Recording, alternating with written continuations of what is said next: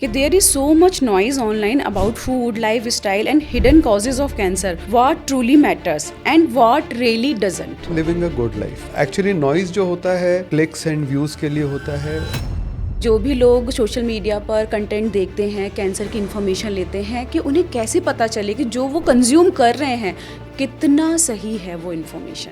Social media ने information overload और differentiating between good and bad information को बहुत मुश्किल बना दिया है। आम आदमी के लिए जैसे कोई बोल रहा है कि प्लास्टिक जहर है, कोई बोल रहा है कि नहीं लिमिटेड प्लास्टिक से कुछ नहीं होता, तो उन दोनों में से कौन सही बोल रहा है वो समझना एक आम आदमी के लिए बहुत मुश्किल है। अगर वो एज अ डॉक्टर बात कर रहा है तो उसने डॉक्टरी की पढ़ाई की है कि नहीं की है। वो डॉक्टर अपने आप को इसीलिए बोलते हैं क्योंकि डॉक्टर वर्ड की एक क्रेडिबिलिटी है।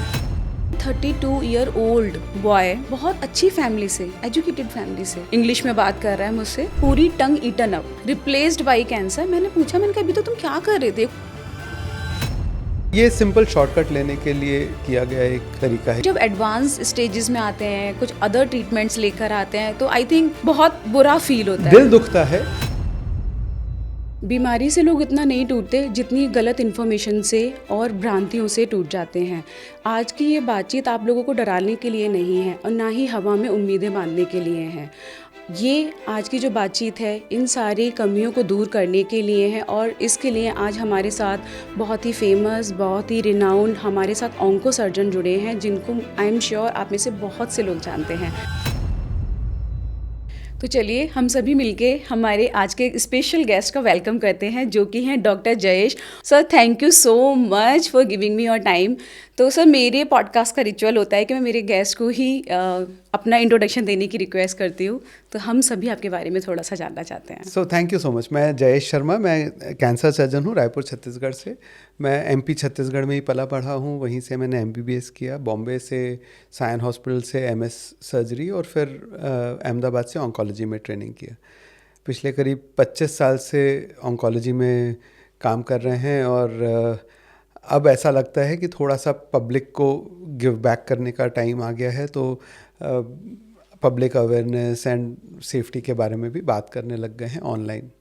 सर, एक्चुअली ये आई थिंक बहुत ज़रूरी चीज़ है जो आपने स्टार्ट किया, इसके लिए मैं कहूँगी कि थैंक यू सो मच। और ज़्यादा से ज़्यादा ऑन्कोलॉजिस्ट को ये चीज़ करनी चाहिए, क्योंकि हम सभी जानते हैं कितना ज़्यादा नॉइज़ है इंटरनेट पे। तो सर, यहीं से शुरुआत करते हैं। मेरा पहला क्वेश्चन ही ये है कि there is so much noise online about food, lifestyle and hidden causes of cancer. What truly matters and what really doesn't? So what truly matters is living a good life. तो actually noise जो होता है वो clicks and views के लिए होता है, और उसमें कुछ सेंसेशनल बोलें तो ज़्यादा वो होता है। तो बहुत पुराना एक यूएस का कहावत है कि dog bytes man is not a story, man bytes dog is a story. तो जो रेयर है, अनएक्सपेक्टेड है, उसको लेके अगर हम बात करें तो it becomes sensational and it becomes very easy to gain from that. But unfortunately ये जो ज़्यादातर ऐसे क्लेम्स होते हैं जो बहुत ही फ्रिंज क्लेम्स जिनको बोलते हैं कि ये एक चीज़ कर लो तो आपको कैंसर हो ही जाएगा, या ये 5 चीज़ें करो तो आप कैंसर से हमेशा के लिए बच सकते हो, तो वो जनरली गलत होते हैं, वो जनरली मिसलीडिंग होते हैं। और basically simple clean lifestyle is what is needed. तो मैं हमेशा यही बोलता हूँ कि घर का खाना, लिमिटेड अमाउंट्स में खाना, बैलेंस्ड खाना जिसमें सब फूड कैटेगरीज मैच हों, एंड एडिक्शन से दूर रहना, एक्सरसाइज करना, अपने वेट का ध्यान रखना, ये सब मिला के ना एक सिंपल लाइफस्टाइल जिसको हम बोल सकते हैं, या फिर इवन सात्विक लाइफस्टाइल बोल सकते हैं, वो अगर हम करेंगे तो वो हमारे लिए कैंसर से बेस्ट डिफेंस है। बट हम आगे ये भी बात करेंगे कि सिर्फ वो गारंटी नहीं है। डिफेंस और गारंटी में अंतर समझना हमारे लिए बहुत ज़रूरी है, और बहुत सारे लोग जो ऑनलाइन इन्फॉर्मेशन, मिस इन्फॉर्मेशन फैला रहे हैं, वो इस डिफरेंस को ब्लर कर देते हैं। यस। तो हमको उसी तरह से देखना। मैं इसके लिए जनरली ड्राइविंग का एग्जांपल देता हूँ कि एक safe driving with in speed limits, following the rules, उससे हम काफ़ी हद तक सेफ हो सकते हैं, लेकिन वो गारंटी नहीं है कि आपका कभी एक्सीडेंट नहीं होगा। एग्री। तो इसीलिए वो जो न्यूएंस है उसके बारे में बात करना, उसके लिए लोगों को हमको टाइम देना ज़रूरी है और हमको उसके लिए टाइम निकाल के उस न्यूएंस की बात करना ज़रूरी है। एक्चुअली मैं इसी क्वेश्चन पे आने वाली थी सर कि जितना ये नॉइज़ है सोशल मीडिया पर, इंटरनेट पर, ये किस तरह से हमारे कैंसर ट्रीटमेंट को और उसकी सक्सेस रेट को इम्पैक्ट डाल रहा है। बहुत ज़्यादा। तो लोग शॉर्टकट्स बताते हैं एंड हम इंडियंस हैं, हमको शॉर्टकट्स बहुत पसंद है। हम ड्राइव करते हैं तो भी पसंद है, हम पढ़ाई करते हैं तो भी वो पूरी बुक कौन पढ़ेगा, कहीं से कोई कुंजी मिल जाए जिसमें शॉर्ट में हमको पता चल जाए। हमको शॉर्टकट्स बहुत पसंद हैं। तो उस शॉर्टकट के चक्कर में हम कभी कभी जंगल में घुस जाते हैं हाईवे छोड़ के, और फिर हम फंस जाते हैं। तो ये इस ट्रैप से हमको बचने की ज़रूरत है, क्योंकि क्या होता है, ये बहुत टाइम सेंसिटिव ट्रीटमेंट होता है। कैंसर के सक्सेस रेट्स जैसे जैसे, you know it as well as I do, कि जैसे जैसे स्टेज बढ़ता जाता है सक्सेस रेट्स कम होते जाते हैं और प्रॉब्लम्स बढ़ते जाते हैं। जिस भी चीज़ से आप डरते हो कि इलाज बहुत सारा होगा, बहुत महंगा होगा, मल्टीपल ट्रीटमेंट्स होंगे, उस ट्रीटमेंट के साइड इफ़ेक्ट्स हमको झेलने पड़ेंगे, इन जिस भी चीज़ से हम डर रहे हैं वो सब चीज़ें जैसे जैसे स्टेज बढ़ेगा वो सब चीज़ें और ज़्यादा होंगी। तो उससे बचने का सबसे अच्छा तरीका यही है कि जितना जल्दी हम करें और मिस इन्फॉर्मेशन पे ना बिलीव करें। बहुत सारे लोग बहुत सारी इन्फॉर्मेशन देते हैं, ठीक है। हमको पता होना चाहिए, जैसे पॉलिटिक्स में ना आपको समझ में आ जाता है कि ये आदमी हमको बना रहा है, वैसे ही हमको हेल्थ में भी समझने की ज़रूरत है कि अगर कोई सिर्फ स्टोरीज सुना रहा है, कोई नंबर पे परसेंटेज पे बात नहीं कर रहा है, मतलब वो हमको बनाने की कोशिश कर रहा है, उसके पीछे कोई साइंस नहीं है। अगर कोई सिर्फ बोल रहा है कि ये पुराना है इसलिए अच्छा है, या ये नया है इसलिए अच्छा है, तो वो दोनों ही गलत हैं। उसको किस तरह से टेस्ट किया है, किस तरह से उसका प्रूफ निकाला है, दैट इज़ व्हाट सबको सोचने की ज़रूरत है कि वो क्या प्रूफ दे रहा है। Stories are not proofs. Actually sir, आपने बिल्कुल सही कहा, हमारे इंडिया में शॉर्टकट बहुत पसंद है लोगों को, लेकिन एक ये भी बहुत बड़ा सच है कि कहीं ना कहीं बहुत इनोसेंट हैं इंडिया के लोग। वो ये नहीं समझ पाते कि जो ये बंदा कुछ बता रहा है कितना ट्रू है, राइट, उसके क्या क्रेडेंशियल्स हैं। और आजकल तो सर क्रेडेंशियल्स पता करना बड़ा मुश्किल है। Everyone is putting doctor in front of their name. तो उनको ये नहीं समझ आता कि कैसे पता करें। आपका उस पर क्या कॉल है? आप मतलब आप क्या मैसेज देना चाहेंगे कि जो भी लोग सोशल मीडिया पर कंटेंट देखते हैं, कैंसर की इन्फॉर्मेशन लेते हैं, कि उन्हें कैसे पता चले कि जो वो कंज्यूम कर रहे हैं कितना सही है वो इन्फॉर्मेशन? तो अगेन इसका भी कोई शॉर्टकट नहीं है। ये भी बहुत डिफ़िकल्ट है समझना। इनफैक्ट इवन साइंस में भी जब दो रिपोर्ट्स में थोड़े से रिजल्ट्स में वेरिएशन होता है तो उसको समझना बहुत मुश्किल है कि उनमें से किस रिपोर्ट की बात मानी जाए। तो सबसे पहले तो क्रेडेंशियल्स देखना बहुत ज़रूरी है कि अगर वो एज अ डॉक्टर बात कर रहा है तो उसने डॉक्टरी की पढ़ाई की है कि नहीं की है, नंबर वन। अगर उसने डॉक्टरी की पढ़ाई नहीं की और वो अपने आप को डॉक्टर बोल रहे हैं, मतलब वो आपको बनाने की कोशिश कर रहे हैं। उस केस में हमको उनसे बचने की ज़रूरत है। जैसे बहुत सारे बड़े बड़े लोग हैं, वो डॉक्टर अपने आप को इसीलिए बोलते हैं क्योंकि डॉक्टर वर्ड की एक क्रेडिबिलिटी है, और फिर वो मेडिकल प्रोफेशन को ही अटैक करते रहते हैं उसकी क्रेडिबिलिटी कम करने के लिए। तो कोई भी अगर ओवरऑल मेडिकल प्रोफेशन को अटैक कर रहा है तो मतलब वो आपको गुमराह करने की कोशिश कर रहा है। अभी मैंने एंटी माइक्रोबियल रेजिस्टेंस पे एक वीडियो बनाया था, उसमें आई सेड कि भाई डॉक्टर्स को भी एंटी माइक्रोबियल्स या एंटीबायोटिक्स लिखते टाइम सोचने की ज़रूरत है और हमको उसमें सेफ्टी यूज़ करने की ज़रूरत है।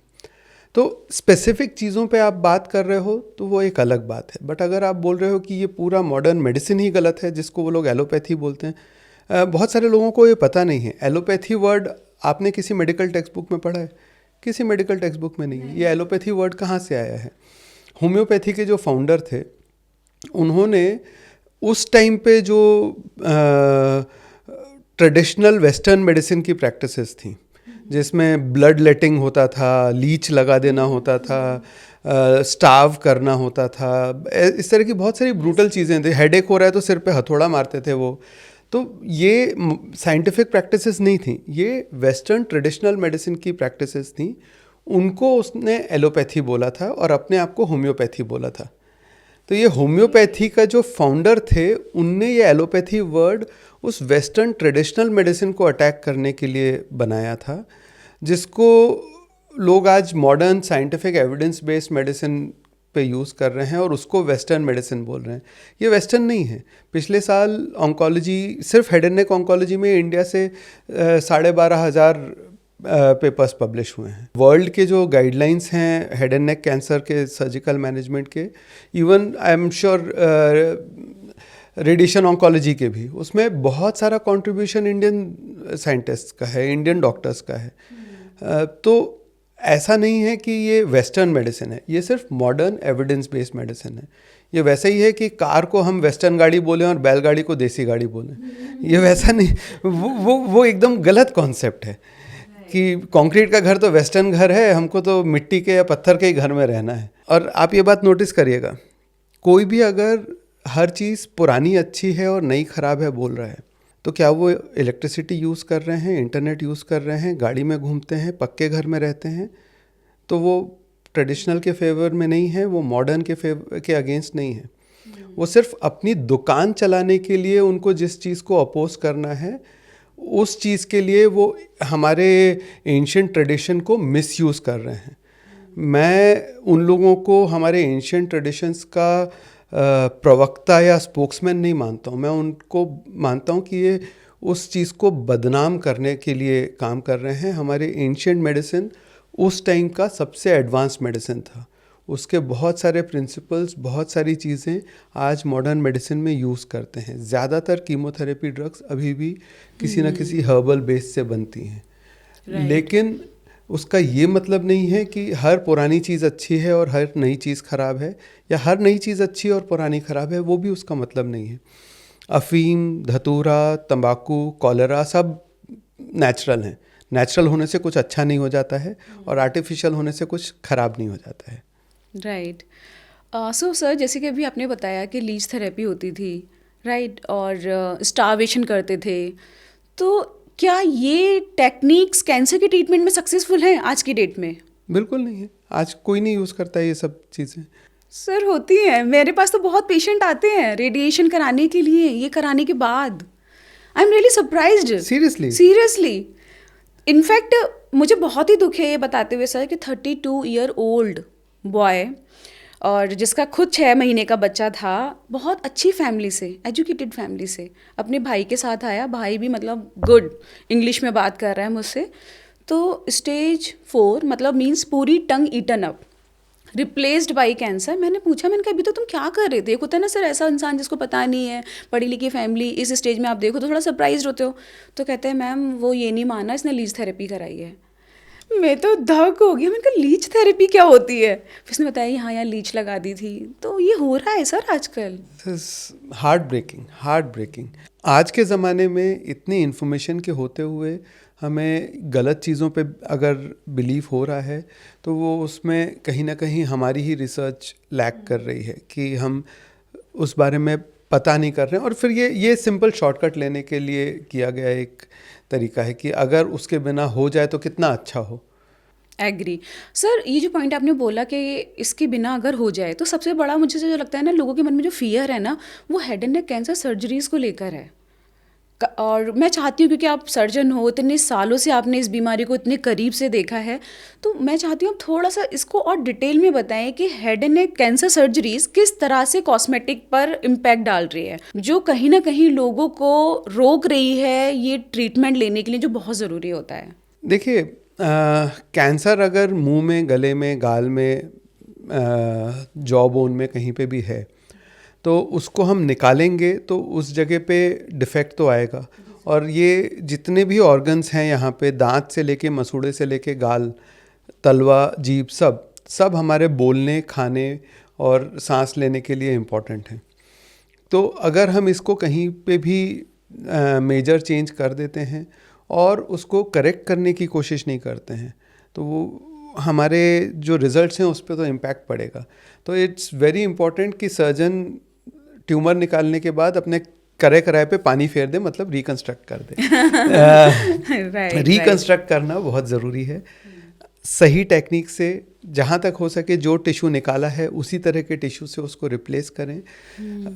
और ज़्यादातर हमारे ओरल कैंसर पेशेंट्स में अभी हम जिस तरह से सर्जरी करते हैं, अगर मुंह खुल रहा है और आपकी बीमारी बहुत ज़्यादा बढ़ी हुई नहीं है तो मुंह के ऊपर निशान नहीं आता है। हम गले में एक छोटा सा इंसिजन यहाँ पे देते हैं जो स्किन क्रीज में रहता है, और हम नीचे का जॉ बोन भी और कभी कभी ऊपर का जॉ बोन के कैंसर को भी हम टैकल कर लेते हैं बिना मुंह पे कोई स्कार दिए। बट उसके लिए आपकी स्किन फ्री होनी चाहिए, आपका कैंसर बहुत एडवांस्ड नहीं होना चाहिए और मुंह खुलना चाहिए।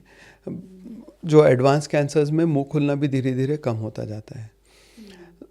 प्रॉब्लम क्या होता है, हम बीमारी को अगर बहुत ज़्यादा बढ़ा लेंगे तो उसको निकालने के लिए जो करना पड़ेगा वो भी बहुत बड़ा ही प्रोसीजर करना पड़ेगा।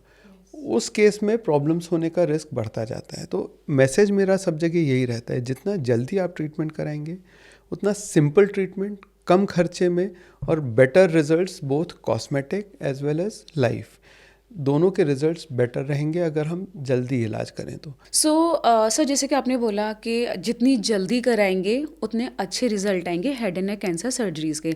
और आपको भी पता है, बीइंग ए ऑन्कोलॉजिस्ट, मुझे भी पता है हमारी इंडिया में ये सबसे बड़ा ड्रॉबैक है कि पेशेंट आते ही एडवांस स्टेज में है। करेक्ट।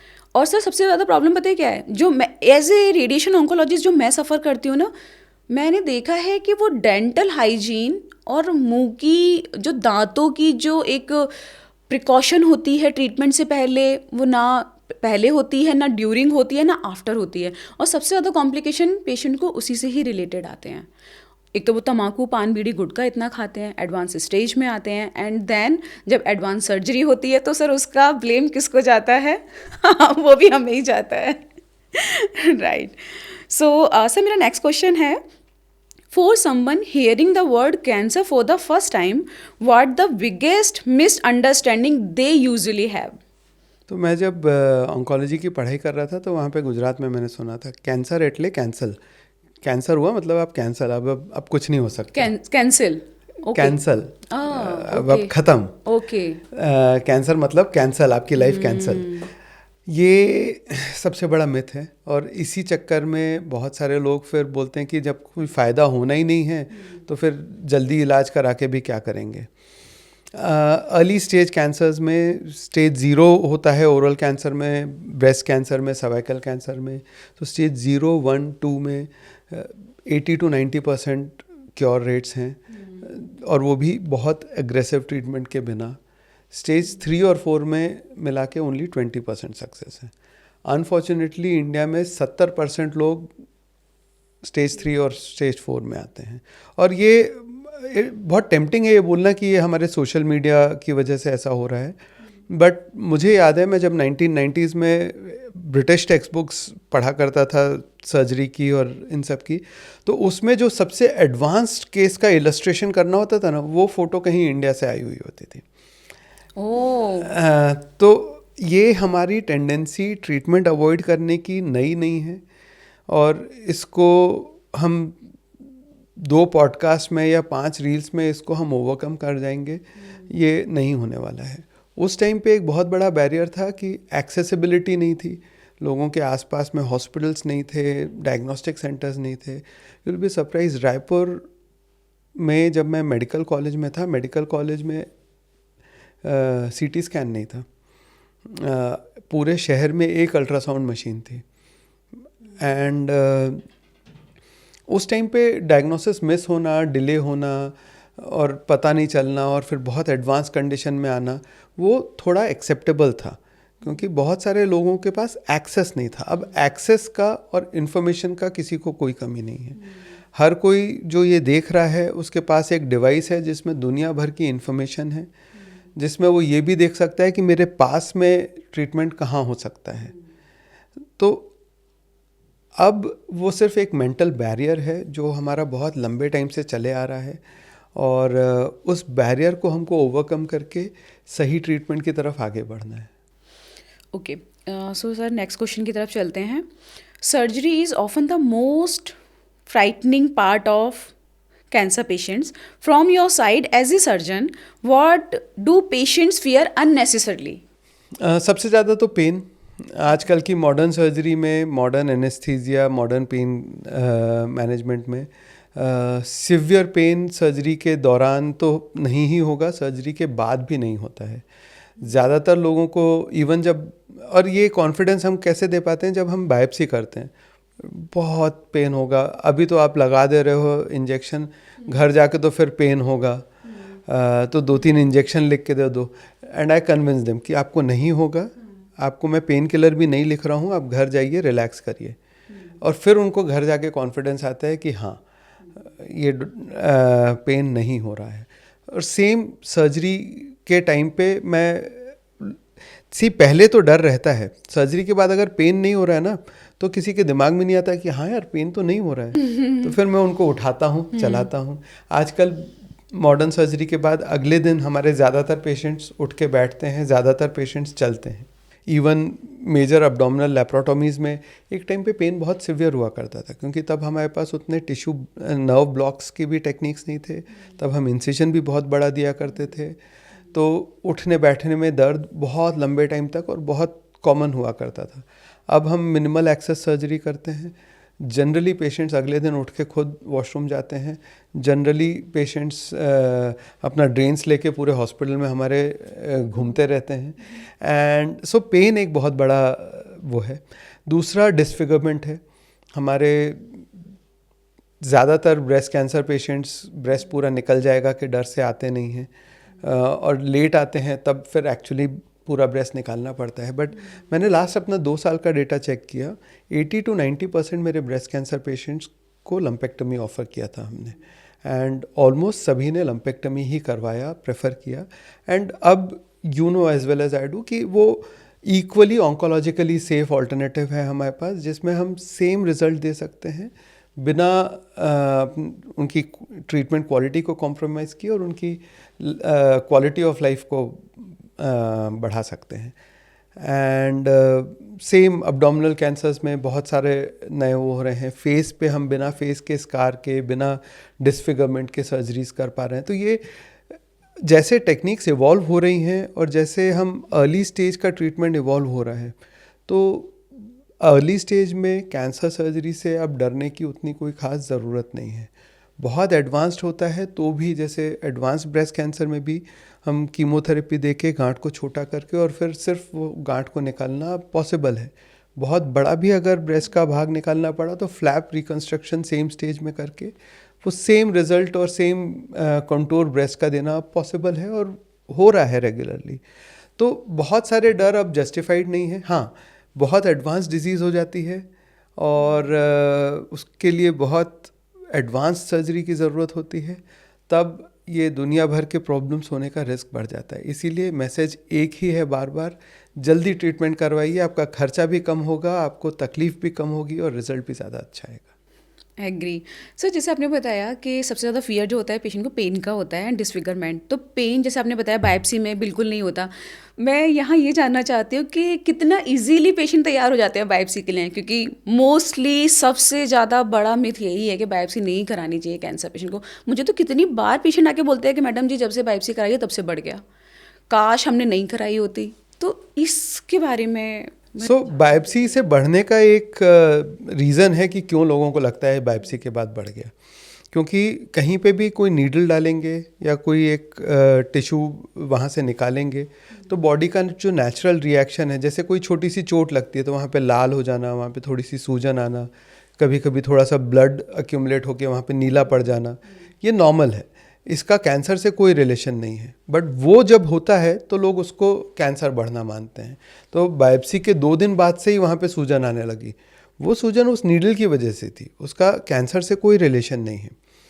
और दूसरा एक रीज़न ये भी है कि जैसे मैंने बोला 70% पेशेंट्स स्टेज 3 और स्टेज 4 में आते हैं। उस टाइम पे अगर आप बायोप्सी करवाओगे तो सिर्फ 20% का बहुत अच्छा रिजल्ट आएगा। तो बाकी जितने लोगों ने भी बायोप्सी करवाई उनको लगेगा कि अगर बायोप्सी नहीं कराई होती तो शायद ये रिज़ल्ट नहीं आता, बट बायोप्सी नहीं कराए होते तो जो वो 20% का रिज़ल्ट आया है वो भी नहीं आता। एंड बाकी लोगों को जो लेंथ ऑफ लाइफ मिली है वो भी नहीं मिली होती। देखिए, बायोप्सी से डरना बहुत आसान है, क्योंकि हमारे ऊपर कोई भी अटैक कर रहा है, कोई हमको ट्रॉमा दे रहा है, उससे डरना हमारे ह्यूमन माइंड के लिए बहुत इजी है। लेकिन हमको ये समझना पड़ेगा कि वो नीडल से बड़ा अटैक हमारी बॉडी पे ऑलरेडी हो चुका है, जो कैंसर है। जब तक हम उस अटैक से नहीं डरेंगे और सिर्फ इस नीडल से डरते रहेंगे, तब तक हम वो वॉर हारते रहेंगे। एग्री। तो अपनी आर्मी को मोबिलाइज करना पड़ता है जब देश पे अटैक हो। तो आर्मी मोबिलाइज हो रही है, हमारे सिटी से टैंक्स जा रहे हैं, उससे नहीं डरना है। जो बाहर से जो टैंक्स आ रहे हैं उससे डरना है। लेकिन सर सबसे बड़ा चैलेंज यही है कि जब कोई ये बोल रहा हो कि गलती से भी कभी बायोप्सी नहीं करानी चाहिए, so called social media information, और उसके मिलियंस में व्यूज़ हों, तो आप उस चीज़ को कैसे लोगों तक पहुंचाएंगे? नहीं पहुंचा सकते। देखिए, ऐसा है, वो एक पुरानी कहावत है, you can fool some people all the time, all the people for some time, but you can not fool all the people all the time. तो कुछ लोग हमेशा के लिए बुद्धू बनेंगे, हम उनको नहीं रोक सकते। हम सिर्फ इतना कर सकते हैं कि जो साइंस को अंडरस्टैंड करने को तैयार हो। तो मेरा ये जो फेक डॉक्टर्स हैं ना, एक कंपैरिजन है। हमारी वेल्थ बढ़ाने के दो तरीके हैं। एक सिंपल SIP करते रहें, मार्केट में डालते रहें, म्यूचुअल फंड्स में इन्वेस्ट करते रहें, उससे अपना थोड़ा थोड़ा पैसा बढ़ता जाएगा। कभी कभी मार्केट डिप हुआ तो डाउन भी हो सकता है, बट ओवरऑल वो एक तरीका है कि अपना पैसा बढ़ता जाएगा। दूसरा है सट्टे में लगा दो, या ऑनलाइन वो बेटिंग ऐप्स आजकल बहुत आ गए हैं, उस पर पैसा लगा दो। तो वो लोग कैसे अट्रैक्ट करते हैं? अभी सबको समझ में आता है कि कोई इतना एड्स कर रहा है, बड़े बड़े स्टार्स को लेके कर रहा है, तो वो पैसा हमसे ही कमा के कर रहा है। तो वो कैसे क्यों लोग उसके ऊपर पैसा लगाते हैं? क्योंकि वो राकेश कुमार ने 5 करोड़ जीते, इसने इतना जीता, उसने इतना जीता। SIP वाला कभी ऐसा नहीं बोल सकता कि ये देखो इस आदमी ने SIP से 1 साल में अपनी इनकम 50 गुना कर ली, 1 साल में वो लखपति से करोड़पति हो गया। ये कभी नहीं हो सकता। तो कोई भी अगर स्टोरीज सुना रहा है तो वो सट्टा खिला रहा है। स्टेज पे पेशेंट को खड़ा करके कि देखिए इनने कैंसर को हराया, या कोई मशहूर क्रिकेटर अगर प्रेस कॉन्फ्रेंस करके बोल रहा है कि देखिए हमने ये किया, तो या तो उनका पहले नॉर्मल ट्रीटमेंट हो चुका रहता है, उसके बाद उनने ये सब टैक्टिक्स अपनाए रहते हैं, या तो फिर कभी कभी कैंसर रिग्रेस भी करता है, वो 0.5-0.1% केसेस में होता है, या तो उनकी शायद दवाई काम करती है, तो वो डेटा पब्लिश करें कि कितना काम करती है उनकी दवाई। कोई भी अगर डेटा नहीं दे रहा है और सिर्फ स्टोरीज सुना रहा है, मतलब वो हमको बुद्धू बना रहा है। SIP का हमको पता है कि भाई इतना एवरेज रिटर्न आएगा 15-20%, लेकिन उसके ऊपर उसको सेंसेशनलाइज करना बड़ा मुश्किल है कि देखो इसका 15% रिटर्न आया साल में, उसमें कौन सी बड़ी बात है। बट कोई एक आदमी अगर 5 करोड़ जीत जाए तो उसको सेंसेशनलाइज करना बहुत आसान है। तो जितने भी लोग अगर सेंसेशनलाइज कर रहे हैं और अपना ओवरऑल रिजल्ट परसेंटेज नहीं बता रहे हैं, एक सिंपल है रिजल्ट परसेंटेज, कैंसर का स्टेज वाइज आपका रिजल्ट परसेंटेज बता दो। ये अगर कोई नहीं बता पा रहा है और वो आपसे ट्रीटमेंट के लिए पैसे मांग रहा है, तो वो फ्रॉड है। क्योंकि सर ये मैं अक्सर बहुत बड़ा चैलेंज फेस करती हूँ, क्योंकि आप खुद इस फील्ड में इतने सालों से हैं, आप खुद देख रहे हैं कि मतलब कितना इन्फॉर्मेशन दे रहा हूँ मैं, उसके बाद भी लोग इस मिथ के साथ आ रहे हैं। एंड जब एडवांस स्टेजेस में आते हैं, कुछ अदर ट्रीटमेंट्स लेकर आते हैं, तो आई थिंक बहुत बुरा फील होता है, दिल दुखता है। बट वो हमको भी इसमें वो जो हमारे ऋषि मुनि बोल के गए थे, तटस्थता, be aware of it but don't be affected by it, हमको वही करना पड़ेगा। कुछ लोग बिना हेलमेट के गाड़ी चलाएंगे और अपना सिर फोड़ेंगे, हम उनके पीछे अपना सिर नहीं फोड़ सकते। देखिए, हिंदुस्तान ऐसी कंट्री है जहाँ पे सीट बेल्ट और हेलमेट भी लोग सिर्फ फाइन के डर से लगाते हैं, अपनी जान बचाने के लिए नहीं लगाते हैं। एग्री। ठीक है, तो उसमें हम ये वरी करें कि लोग कैंसर का इलाज नहीं कर रहे हैं, तो हम अपने आप को ही तकलीफ दे रहे हैं। Agree. So, sir, how do you balance removing the cancer completely while protecting function, appearance, and dignity? How do you guide families when survival and quality of life seems to be conflict? सो इसमें एक principal है कि what is the alternative. हम अगर ये चाहें कि हम टाइम को रोल बैक कर दें और कैंसर ना ही हो, तो हमारी क्वालिटी ऑफ लाइफ जैसे पहले चल रही थी वैसे ही चलती रहे और कैंसर ना हो, तो वो अब पॉसिबल नहीं है। ठीक है। हमको अब एक्सीडेंट हो गया है, अब हम आगे क्या कर सकते हैं, हमको उसके ऊपर फोकस करना चाहिए। ये सोचने के बजाय कि अगर वो बीच में गाड़ी नहीं आई होती और मेरा एक्सीडेंट नहीं हुआ होता तो कितना अच्छा रहता। अब Yes, sir. वो हमारे पास ऑप्शन नहीं है। तो अब इस स्टेज में हमारे पास क्या ऑप्शंस हैं, हम उसी पे डिस्कस करते हैं। पेशेंट्स को भी मैं यही समझाता हूँ कि अब जो है उससे तो डील करना ही है, नहीं डील किया तो वो बीमारी बढ़ती जाएगी। शुरुआत में कैंसर पेन नहीं करता है, शुरुआत में उसको इग्नोर करना आसान रहता है। वो जनरली पेन करने लगता है जब वो ऑलरेडी स्टेज 3 में पहुंच गया है, जब वो या तो किसी चीज़ पे प्रेशर डाल रहा है, कोई नर्व इन्वॉल्व हो गई है, या सुपर एडेड कुछ इन्फेक्शन हो गया है, तब वो पेन करता है। और उस टाइम पे फिर डिसफिगरमेंट भी ज़्यादा होता है, चेहरा ख़राब, या कोई भी ऑर्गन को निकालना पड़ रहा है, या उसकी वजह से क्वालिटी ऑफ लाइफ में चेंजेस आ रहे हैं, ये उस टाइम पे ज़्यादा होता है। हमको कोशिश यही करनी है कि हम उस स्टेज तक पहुँचे नहीं, इसलिए अर्ली जब कोई सिम्टम्स हैं तो उस टाइम पे हम डॉक्टर से जाके मिल लें और बात कर लें, और जो वो बोलें उसको मान लें।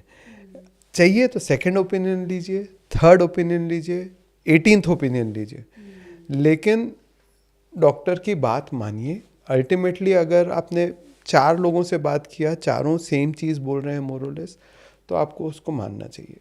ये भी हो सकता है कि कुछ डॉक्टर्स कुछ बहुत बिजी हॉस्पिटल्स में आपको समझा नहीं पा रहे हैं, या वो डॉक्टर्स भी उतना क्वालिटी ऑफ लाइफ पे फोकस नहीं है, वो सिर्फ आपकी जान बचाने पे फोकस्ड है। तो आप सेकंड थर्ड ओपिनियन लीजिए ऐसे लोगों से जो आप जिनको जानते हो कि वो क्वालिटी ऑफ लाइफ पे फोकस्ड हैं। और अगर आपको लगता है कि दोनों के ट्रीटमेंट के उसमें कुछ वो है, तो आप चूज़ करिए कि आपको किससे ट्रीटमेंट करवाना है।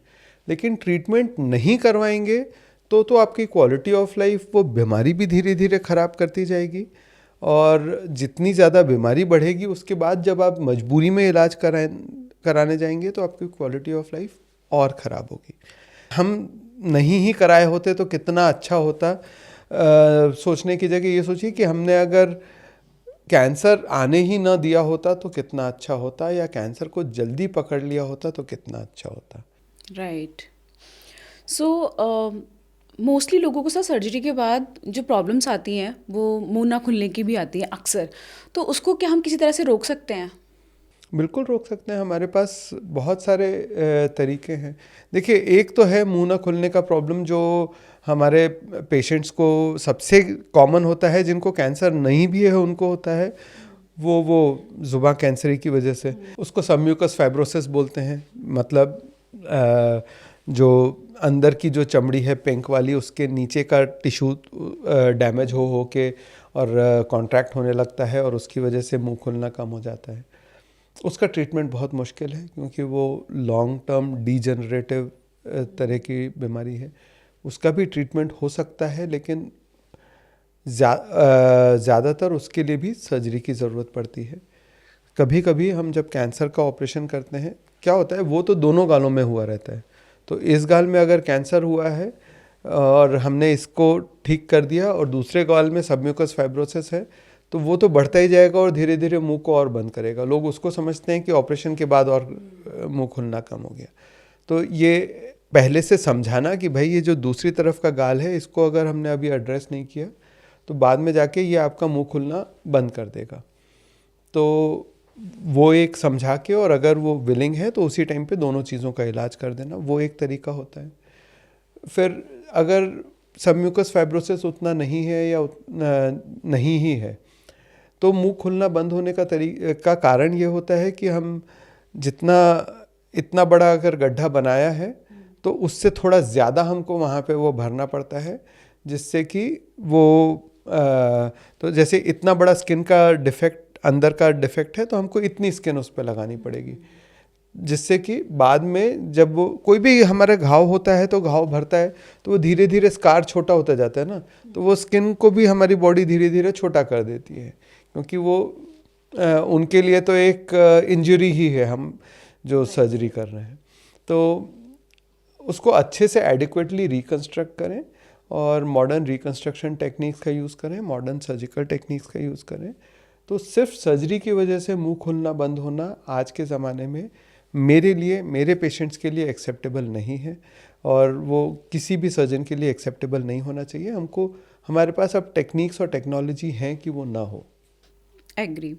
तो सर एक क्वेश्चन और है, जो शायद एज ए ऑन्कोलॉजिस्ट नहीं पूछना चाहिए, बट मैं फिर भी पूछूंगी फॉर पेशेंट्स, कि कोई हेड एंड नेक पेशेंट आया आपके पास, ठीक है, और आपने उसको अच्छे से एक्सप्लेन कर दिया कि आप ये सब करने वाले हैं, जिसकी वजह से उसको एस्थेटिकली बहुत कॉम्प्रोमाइज़ हो रहा है, तो क्या इसका और दूसरा कोई ऑल्टरनेटिव है? क्या पेशेंट उस चीज़ को मना कर सकता है? उसका राइट है? क्या उसको कॉल लेनी चाहिए इस सिचुएशन में? क्योंकि डिसफिगरमेंट मैं अक्सर देखती हूँ पेशेंट के लिए ना बहुत चैलेंजिंग है, खासकर सर वो 30 to 40 ईयर्स के लोग जो ऑफिस जा रहे हैं या फिर कहीं किसी कंपनी में वर्किंग हैं, तो उनको लगता है कि मैं क्या करूँगा ऐसे।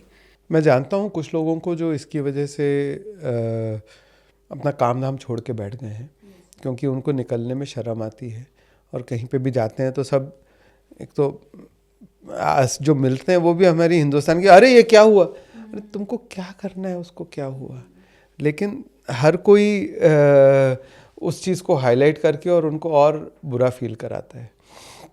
पेशेंट के लिए भी एक्सेप्ट करना मुश्किल है, सोसाइटी में भी उसको लेके मुश्किल होती है, लेकिन मेरा अगेन वही आता है, तो फिर ऑल्टरनेटिव क्या है? अगर हम कर सकते हैं तो बेस्ट रिकंस्ट्रक्शन टेक्निक्स को यूज़ करके काफ़ी हद तक हम उसको बचा सकते हैं, लेकिन ये सब फेल हो जाता है जब स्किन बहुत बड़ा पार्ट इन्वॉल्व हो। अगर स्किन इन्वॉल्व है फेस की, तो आप बॉडी की कहीं और की भी स्किन आप वहाँ पे लगाओगे तो वो दिखेगा तो सही कि वो वहाँ पे कुछ मेजर चेंज हुआ है।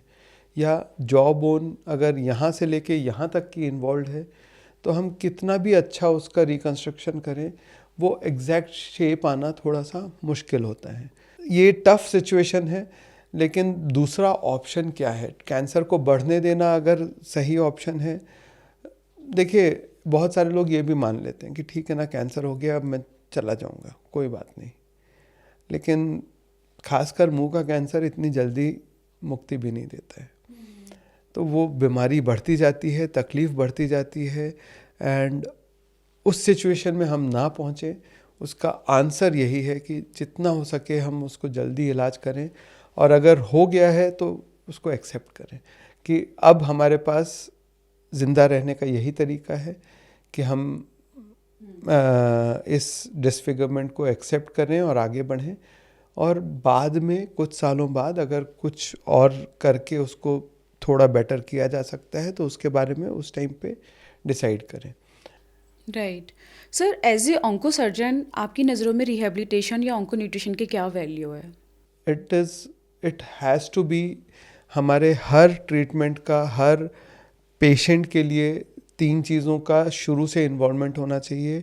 एक पेन एंड सिम्टम मैनेजमेंट, एक फिजियोथेरेपी एंड रिहेबिलिटेशन, और हेड एंड नेक कैंसर्स में speech and swallowing therapy.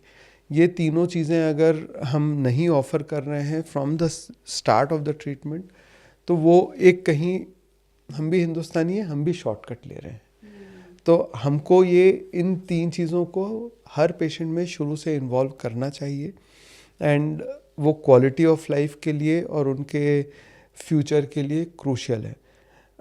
Surgeon movie का हीरो है जो आके डांस करके चला जाएगा, लेकिन वो डायरेक्टर, राइटर, लाइट्स, कैमरामैन के बिना वो उस डांस करने वाला एक इंसान अगर सड़क पे नाचता रहेगा तो उसको कोई देखेगा भी नहीं।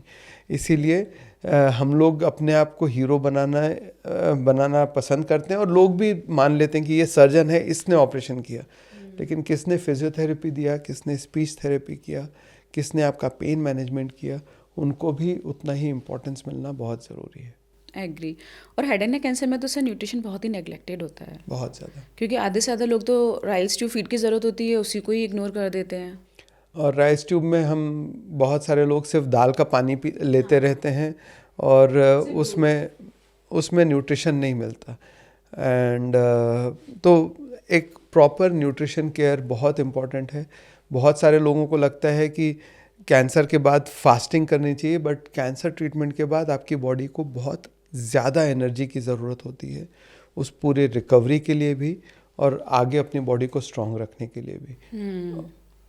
सर आपने जैसे बोला ना कि ट्रीटमेंट के बाद फास्टिंग की ज़रूरत होती है, कुछ लोग ये समझते हैं, कुछ लोग तो फास्टिंग करा के कैंसर ट्रीट कर रहे हैं। बुद्धू बना रहे हैं लोग। सो फास्टिंग के ऊपर बहुत रिसर्च हो गई है, बहुत ज़्यादा। जैसे एक 1920s के डॉक्टर थे जिनने डिस्कवर किया था कि शुगर ज़्यादा कंज्यूम करते हैं और आसपास का एनवायरनमेंट एसिडिक हो जाता है। वो उस चीज़ को लेके वॉबर्ग प्रिंसिपल बना के उसको लोग आजकल एल्कलाइन डाइट और एल्कलाइन वाटर बेच रहे हैं उस डॉक्टर की रिसर्च को, जबकि उन्होंने ये नहीं कहा कि एल्कलाइन डाइट से वो कैंसर क्योर हो जाएगा। और अगर उनने 1920s में ये कहा भी तो उसके बाद की रिसर्च में ये प्रूव हो गया है कि अल्कलाइन डाइट और वाटर से नहीं ठीक होगा। तो लोग ना, जो एंटी साइंटिफिक लोग हैं ना, वो साइंस को ही मिसयूज़ करके लोगों को गुमराह करते हैं। जैसे एक जापानीज साइंटिस्ट को ऑटोफेजी के लिए नोबेल प्राइज़ मिला, उन्होंने प्रूव किया कि फास्टिंग से कैंसर ठीक होता है, उनको नोबेल प्राइज़ भी मिला। आप क्यों बोल रहे हो कि, तो उनको जो नोबेल प्राइज़ मिला था वो एक पर्टिकुलर फंगस में ऑटोफेगी के मैकेनिज़्म को डिस्कवर करने और एक्सप्लेन करने के लिए मिला था। उसका ना कैंसर से कोई संबंध है, ना फास्टिंग से कोई संबंध है।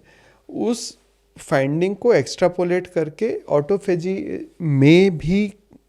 ऑटोफेजी का शायद कैंसर में कंट्रीब्यूशन हो सकता है, वो एक हाइपोथेसिस बना के उसके ऊपर रिसर्च करने की ज़रूरत है। और रिसर्च में आ रहा है कि बहुत ज़्यादा ऐसा उससे फ़ायदा नहीं होता है। लेकिन उनको नोबेल प्राइज़ मिला था ऑटोफेजी के लिए, फंगस में मैकेनिज़्म स्टडी करने के लिए। उस साइंटिस्ट को बेसिस बना के लोग अभी फास्टिंग को प्रमोट कर रहे हैं। यस। और अगर नोबेल प्राइज़ की इतनी वैल्यू है कि एक साइंटिस्ट को नोबेल प्राइज़ मिला था, तो कितने सारे लोगों को कीमोथेरेपी और रेडिएशन थेरेपी और उसके लिए भी नोबेल प्राइज़ मिला है। तो उनको लोग भूल जाते हैं। वो अभी भी विलेन है। हम अभी भी विलेन। या तो नोबेल प्राइज़ मिलने से आप साइंस को मान लो, या तो नोबेल प्राइज़ का नाम मत लो। बिल्कुल पॉइंट है। वो बहुत क्लेवरली यूज़ करते हैं नोबेल प्राइज़ वर्ड को कि उससे लोगों को गुमराह कर सकें। जितने लोगों को कीमोथेरेपी और बाकी ऑन्कोलॉजी के ट्रीटमेंट के प्रोग्रेस के लिए नोबेल प्राइज़ मिला है, उनको लोग भूल जाते हैं। नहीं सर, हर किसी के हाथ में फ़ोन है, हर किसी के हाथ में टेक्नोलॉजी है, आप कभी भी कुछ भी सर्च करते हो। मैं मतलब सबको ओपनली बोलती हूँ कि आप जस्ट सिंपल डालो कि ये कैंसर है, ये स्टेज है, what is the treatment of choice, तो क्या रिजल्ट आ रहा है? क्या वो इन थेरेपीज़ के नाम ले रहा है? क्या वो एल्कलाइन वाटर बोल रहा है? क्या वो स्टार्वेशन बोल रहा है? लीच थेरेपी बोल रहा है? मेटाबॉलिक एसिडोसिस से आजकल लोग ट्रीट करने लगे हैं। कुछ भी नाम नहीं आता। स्टिल मुझे समझ नहीं आता कि लोग क्यों ये सब चीज़ें कर रहे हैं और करा रहे हैं लोग। क्योंकि लोग कर रहे हैं दैट इज़ ओके, क्योंकि लोगों को बिजनेस बनाना आता है, कुछ भी बेच देते हैं वो इंडिया में। लेकिन जो लोग करा रहे हैं उनको एटलीस्ट इस चीज़ की समझ होनी चाहिए। एक्चुअली इन्फॉर्मेशन ओवरलोड है। मैं ये मानता हूँ कि सोशल मीडिया ने इन्फॉर्मेशन ओवरलोड और differentiating between good and bad information को बहुत मुश्किल बना दिया है।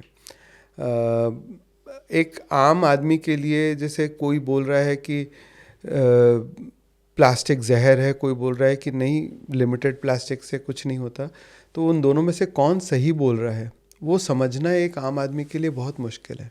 एंड हम एक टाइम पे ना, जब मैं सर्जन बना था अराउंड 2000-2001, उस टाइम पे नया नया इंटरनेट आया था, तो हम बोलते थे यार गूगल सर्च करके लोग आते हैं और हमको मेडिसिन सिखाने की कोशिश करते हैं।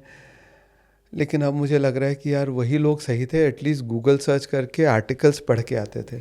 अब तो किसी भी आदमी की बात सुन के और कोई भी किसी भी पॉडकास्ट में कुछ बोल देता है और उसकी बात सुन के आते हैं। इससे अच्छे तो वही लोग हुआ करते थे जो एटलीस्ट आर्टिकल्स पढ़ के आते थे। एग्री। उनको कम से कम एविडेंस तो होता था। कुछ एक्स्ट्रा क्वेश्चंस पूछ लेते थे, कुछ एक्स्ट्रा हमसे कुछ छोटी नीश चीज़ों के बारे में बात कर लेते थे जो मेडिकल साइंस की ही हैं लेकिन उनके लिए एप्लीकेबल नहीं है। तो वो माइल्डली इरिटेटिंग हो सकता है एक डॉक्टर के लिए, लेकिन एटलीस्ट वो कुछ ढंग की बात पढ़ के आते थे। आजकल तो लोग कुछ भी सुन के और कुछ भी देख के आते हैं। अब कोई पढ़ना तो चाहता ही नहीं है।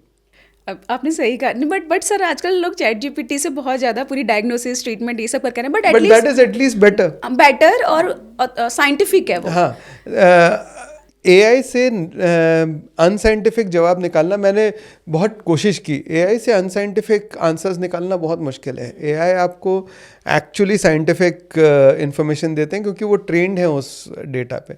तो thankfully this is actually a step in slightly better direction.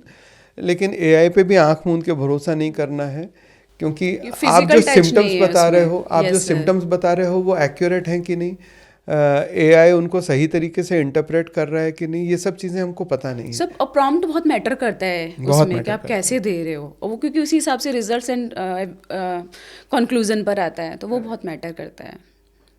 Sir अभी मैं अगले क्वेश्चन पर आऊँगी, लेकिन उससे पहले मैं यही एक चीज़ और पूछना चाहती हूँ कि आप उन बहुत ही फेमस पॉडकास्टर को क्या कहेंगे जो कहीं ना कहीं कैंसर से रिलेटेड मिस इन्फॉर्मेशन स्प्रेड करने में बहुत बड़ा रोल है, क्योंकि वो किसी को भी बुला के कुछ भी इन्फॉर्मेशन निकलवा रहे हैं और फिर वो उसको वायरल कर रहे हैं। तो देखिए, उनको कुछ कहने का कोई मतलब नहीं है, क्योंकि उनको पता है कि वो जहर फैला रहे हैं और वो अपने फ़ायदे के लिए वो जहर फैलाने में इंटरेस्टेड हैं।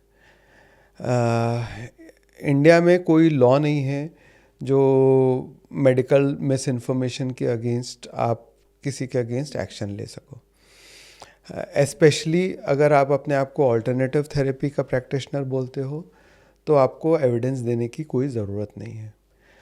तो उनको कोई अगर आदमी गलती से गलत रास्ते पे जा रहा है तो आप उसको सुधार सकते हो।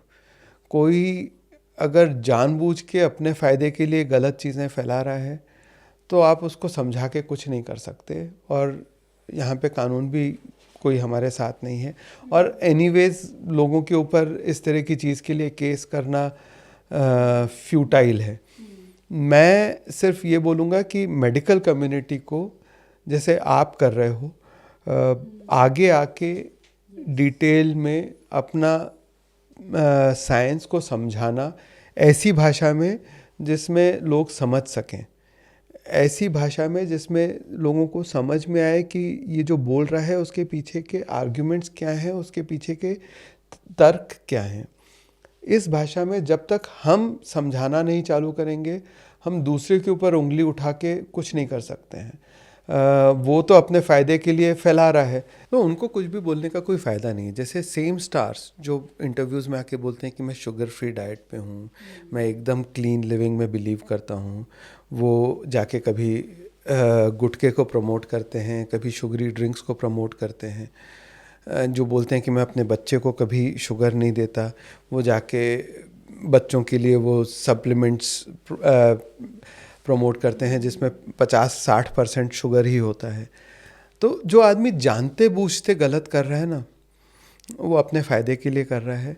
उनको हम सिर्फ एक्सपोज कर सकते हैं, और वो एक्सपोज करने के लिए हमको मेहनत करनी पड़ेगी। हमको, जैसे आप अपने काम से टाइम निकाल के पॉडकास्ट करके और सही इन्फॉर्मेशन फैला रहे हैं, ये पूरी मेडिकल कम्युनिटी को एज अ ड्यूटी करना चाहिए, अपने काम से टाइम निकाल के, और ये इन्फॉर्मेशन फैलाना ये हमारी जिम्मेदारी है। सर इसके लिए तो मैं कहूँगी कि स्पेशल थैंक्स टू यू, क्योंकि मैंने देखा है कि आप जिस तरह से जो मिस इन्फॉर्मेशन है उनको एक्सप्लेन करते हैं। सर का बहुत अच्छा इंस्टाग्राम पेज है, यूट्यूब पे सर के बहुत इन्फॉर्मेटिव वीडियोस आते हैं, सभी से मेरी रिक्वेस्ट है ज़रूर फॉलो करना। एंड सर आप इतनी दूर से ट्रैवल करके आए हैं सिर्फ ये पॉडकास्ट के लिए, तो मतलब एक होता है ना, एक इतने रिनाउन बिजी ऑन्को सर्जन को एक इतना सीरियसली आप ये चीज़ें कर रहे हैं, इतने रिस्पॉन्सिबिलिटी आप कर रहे हैं, मेरे तो तहे दिल से आपको मतलब थैंक अरे यू है, सो शुक्रिया स्वीट। है कि आप आए। और सर इसमें बहुत फनी चीज़ मैं बताऊँ, मैंने ये बात बोली ना, कोई ना कोई ऐसे कमेंट डाल देगा, अरे डॉक्टर्स तो अपने फ़ायदे के लिए आए हैं। सर हुआ है मेरे साथ लास्ट हाँ टाइम, होता है। एक डॉक्टर मुंबई से आए जस्ट फॉर पॉडकास्ट, उन्होंने इतनी अच्छी इन्फॉर्मेशन बताई और मैंने थैंक यू बोला, and I got one comment कि अरे ये ना अपने एडवर्टाइजमेंट के लिए आए हैं, हमारा क्या भला है। सही है, ठीक है। तो देखिए, अगेन रहमान, इस संसार में भांति भांति के लोग, हम सबको नहीं कन्विंस कर सकते। तो इतने मेरे 25 साल का एक्सपीरियंस यही है कि जो बात सुनने के लिए रेडी है हम उससे बात करें, जो सुनने के लिए रेडी नहीं है उसको हम इग्नोर करें। क्योंकि कुछ लोग हैं जो, अगेन मैं वही एग्जांपल देता हूँ कि जब तक फाइन नहीं लगे तो वो अपने सिर पे हेलमेट भी नहीं लगाते क्योंकि बाल खराब हो जाएंगे। तो ये वही लोग हैं जो मेरे बाल उड़ जाएंगे सोच के कीमोथेरेपी नहीं लेते, भले ही बाकी की पूरी बॉडी भी साथ में उड़ जाए। तो कुछ लोगों को हम नहीं डील कर सकते, बट मुझे ऐसा लगता है कि एक majority, overwhelming majority of people वो हैं जो एक्चुअली सही रास्ते पे जाना चाहते हैं, लेकिन वो कंफ्यूज्ड हैं कि सही रास्ता है क्या। तो हम उन लोगों को अप्रोच करें और उन लोगों को गाइड करने की कोशिश करें, बस ये हमारा यही कर्म है। बाकी फल तो जो है वो जो भगवान देंगे वो देंगे। एग्री। सो सर, जैसे कि ऑन्कोलॉजी मैनेजमेंट में, स्पेशली सर्जरी फील्ड में बहुत कुछ एडवांसमेंट आ रहे हैं, मैं चाहती हूँ कि आप थोड़ा सा रोबोटिक सर्जरीज़ के बारे में हमें बताएं। तो robotic surgery minimal access surgery का एक नेक्स्ट स्टेप है, जिसमें हम कुछ उस तरह के ऑर्गन्स और उस तरह के रीजन्स को अप्रोच कर पाते हैं जहाँ पे लैप्रोस्कोपिक सर्जरी नहीं पहुँच पा रही थी। तो लैप्रोस्कोपिक सर्जरी में इतने लंबे और रिजिड इंस्ट्रूमेंट्स होते हैं, रोबोटिक में वो मैलेबल मूवेबल इंस्ट्रूमेंट्स होते हैं, और उससे हम बहुत ज़्यादा प्रिसीशन से कर सकते हैं। जो लोग लैप्रोस्कोपी में ट्रेन नहीं हैं वो भी रोबोटिक सर्जरी को में ट्रेनिंग लेके और बहुत अच्छे से कर सकते हैं। प्रॉब्लम यह है कि वो अभी बहुत महंगा है, और एक रोबोट अराउंड 20 करोड़ के आसपास का इन्वेस्टमेंट है पर सर्जरी। जो कंज्यूमेबल्स हैं रोबोट के, वो 1 से 1.5 लाख के कंज्यूमेबल्स पड़ते हैं। तो रोबोट तभी यूज़ करना चाहिए जब एक्चुअली उससे फ़ायदा हो। 2-3 तरह के कैंसर्स में उसका फ़ायदा मिला है, खासकर जो पेल्विस के अंदर डीप में, स्पेशली मेल पेल्विस में। तो फीमेल पेल्विस थोड़ा ब्रॉड होता है, या आपको नहीं, मैं पब्लिक को बता रहा हूँ कि फीमेल पेल्विस थोड़ा ब्रॉड होता है, मेल पेल्विस थोड़ा नैरो होता है। तो मेल पेल्विस के जो डीप ऑर्गन्स हैं जैसे प्रोस्टेट, ब्लैडर, कुछ तरह के रेक्टम के ट्यूमर्स, उसमें इसका बहुत अच्छा रोल है। और रेगुलर सर्जरीज़ के लिए इसको यूज़ करना अभी तक, वो अगर आप अफोर्ड कर सकते हो इजीली तो आप करवा लें, बट उससे बहुत ज़्यादा एक्स्ट्रा बेनिफिट नहीं है। सबसे ज़्यादा उसका बेनिफिट सर्जन को है, क्योंकि उससे सर्जरी थोड़ी कंफर्टेबल हो जाती है। हमारे को मनूवरेबिलिटी ज़्यादा मिलती है, ईज़ ऑफ सर्जरी बहुत इजी हो जाता है, तो सर्जन को भी उससे थोड़ा सा फ़ायदा मिलता है। रोबोट को किसी भी औजार की तरह, देखिए अभी वो to a man with a hammer everything looks like a nail, वो कहावत है। तो हर चीज़ के लिए रोबोट यूज़ नहीं करना है, जहाँ ज़रूरी है वहाँ यूज़ करना है। कुछ तरह के नेक के सर्जरीज़ में भी उसका धीरे धीरे रोल आ रहा है। ओरोफेरिंग्स के कुछ तरह के कैंसर्स हम रेडिएशन वालों से छीनने की कोशिश कर रहे हैं। जो पहले रेडिएशन से हुआ करते थे, उस तरह के कुछ ट्यूमर्स में अब हम रोबोटिक सर्जरी की मदद से सर्जरी कर पा रहे हैं। तो ये सिलेक्टिवली उसको यूज़ करें जहाँ पे उसका प्रूवन बेनिफिट है। अगेन ये एविडेंस बेस्ड मेडिसिन है, जब तक हम एविडेंस नहीं देंगे तब तक रोबोट का यूज़ बहुत ज़्यादा वाइड स्प्रेड नहीं होगा। और एविडेंस धीरे धीरे आ रहा है कि वो सिलेक्टेड केसेस में फ़ायदा करता है, ज़्यादातर केसेस में ज़रूरत नहीं है। यस ये जो पॉइंट आपने बोला है ना सर, ये बहुत ही ज़्यादा ज़रूरी है, क्योंकि पता है मैंने देखा है कि कॉस्टली होता है, तो कहीं ना कहीं पेशेंट को एक ये गिल्ट होता है कि because of the financial issues we are unable to get it done by a robot. तो आपने ये बात बोली है कि हर केस के लिए नहीं है, हर कैंसर के लिए नहीं, बहुत ही सेलेक्टिव के लिए है। ज़्यादातर के लिए नहीं है। अभी मैंने देखा है कोई ताइवान जाके रोबोटिक ब्रेस्ट सर्जरी करा के आए हैं, तो उसका कोई ऐसा मेजर एडवांटेज नहीं है। हमको हर टूल को तभी यूज़ करना चाहिए कि जब उसका कोई फ़ायदा हो। एग्री, क्योंकि वही चीज़ है ना कि आप समझ रहे हो, पेशेंट को ये गिल्ट फील आ जाता है ना कि पैसे की वजह से मैं ये सर्जरी नहीं करा पा रहा हूँ, और सर उसकी वजह से जो वो ओपन करा रहे हैं या कुछ ही और मॉडलिटी से करा रहे हैं, उनको लगता है कि इसके रिजल्ट इन्फीरियर ना हो, तो वो एक गलत मैसेज चला जाता है। So sir thank you so much, आपने इतना अच्छा, स्पेशली जो मेरा एक बहुत बड़ा फियर भी रहता है और मुझे बुरा भी लगता है, जो इतने सारे मिथ होते हैं जो ब्लंडर्स कर रहे हैं कैंसर मैनेजमेंट में, आपने उनको क्लियर किया, डीबंक किया, and thank you so much sir. Last में आपके साथ मैं कुछ रैपिड फायर करना चाहूँगी। सो सर रैपिड फायर में आप 1 लाइन एंड 1 वर्ड भी यूज़ कर सकते हैं, it's up to you, and ज़्यादा क्वेश्चंस नहीं है। If you could tell your patients one thing before diagnosis, what could it be? Don't worry, जो दुनिया का बेस्ट ट्रीटमेंट होगा वो अब इंडिया में पॉसिबल है। One lifestyle change that science says really reduces cancer risk? Simple lifestyle, avoiding addictions is the biggest thing that you can do. और दूसरा, maintaining weight. What most dangerous today, cancer और cancer misinformation? अब neck and neck आ गए हैं, आप ऐसे ही podcast करते रहो तो मिस इन्फॉर्मेशन चला जाएगा। Yes. Why do fake cures spread faster than real science? Shortcut सबको अच्छे लगते हैं। मिठाई खा के अगर ठीक होता है तो करेला क्यों खाना है? Agree. Are doctors losing the trust battle to influencers? I think now we are starting to win again. One internet trend that genuinely worries you as an onco surgeon? कोई भी अपने नाम के आगे डॉक्टर लगा के कुछ भी बोलता है और लोग उस पर विश्वास कर लेते हैं। One habit that truly increases cancer risk? Smoking and जुबान कैंसरी। Yes. One habit that actually prevents cancer? Exercise. One biggest misconception about cancer surgery? बहुत दर्द होता है। So one mistake families make after diagnosis? Delay. One thing caregiver underestimate? How long the whole process is going to take. Survival versus quality of life, which matters more? The best quality of life that is possible while aiming for survival. What breaks you emotionally as a oncosurgeon? जब young लोगों को cancer हो जाता है और उनकी families उनको support नहीं करती हैं, या बहुत ओल्ड लोगों को कैंसर हो जाता है और अब तो ये इनकी इतनी उम्र हो गई है, अब इनका क्या इलाज कराना,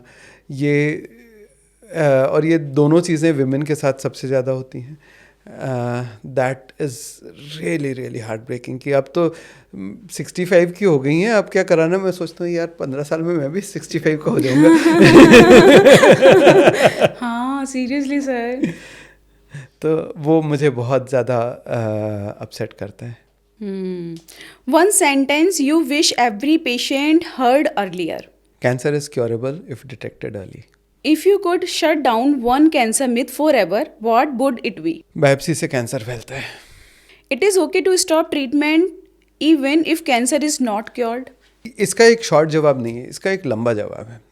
जो मेरे पेशेंट्स आते हैं जिनका जड़ से ख़त्म होना पॉसिबल नहीं है, तो मैं उनको यही बोलता हूँ कि जो लाइफ है ना आपकी, मेरी, इन सब की, उसका एक एंड तो निश्चित है।